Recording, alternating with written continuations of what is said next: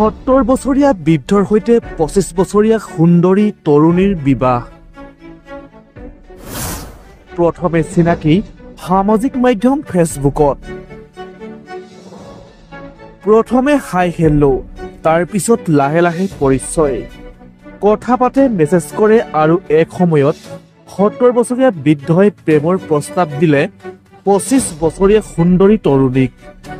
প্ৰথমে তৰুণীগৰাকীয়ে প্ৰেমৰ প্ৰস্তাৱ নাকচ কৰিলে, কিন্তু 70 বছৰীয়া বৃদ্ধজন নাচুৰ বান্দা। তৰুণীগৰাকী যিহেতু দেখাত বহুত ধুনীয়া, সেইবাবে বৃদ্ধজনে চেষ্টা চলাই আছিল প্ৰেমৰ জালত পেলাবলৈ। কেতিয়াবা যদি মন সলনি হৈ যায়, আকৌ লাহে লাহে ৰোমান্টিক হৈ যায়। এটা সময়ত এনেকুৱা অৱস্থা আহিল যে সুন্দৰী তৰুণীগৰাকীয়ে মান্তি হ'ল 70 বছৰীয়া বৃদ্ধগৰাকীৰ প্ৰেমত পৰিবলৈ। মান্তি যিহেতু হ'ল, পলম কিহৰ? লগে লগে বৃদ্ধজনে বিয়াৰ প্ৰস্তাৱ দিলে, কিন্তু তৰুণীগৰাকীৰ পৰিয়ালে গ্ৰহণ নকৰে তেওঁলোকৰ সম্পৰ্ক। এই ঘটনা সংঘটিত হৈছে বাংলাদেশত। এগৰাকী 25 বছৰীয়া তৰুণী যুৱতীয়ে 70 বছৰীয়া বৃদ্ধৰ প্ৰেমত পৰে। অৱশেষত সুন্দৰী যুৱতীগৰাকীয়ে পলাই গৈ বিয়াত বহিলে 70 বছৰীয়া বৃদ্ধৰ সৈতে।